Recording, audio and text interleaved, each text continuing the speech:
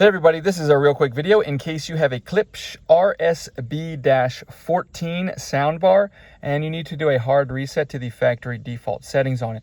You're going to want to do this reset for one of two reasons.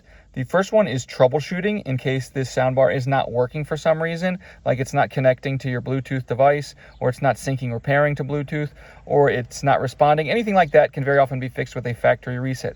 The other reason you might want to do this is for any variety of reasons where you want to delete all the pairing history, delete all the settings off of it, so you can set this soundbar up basically like it's a new soundbar coming out of the box. It's really very easy to do. All we need to do is with the power on, we're just going to come and find the volume up and the volume down buttons there in the middle of the soundbar.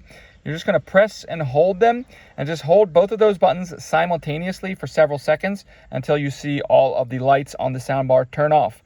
Once all the lights have turned off, that indicates that the reset is complete. You can go ahead and turn it back on and just set it up like it's a brand new soundbar.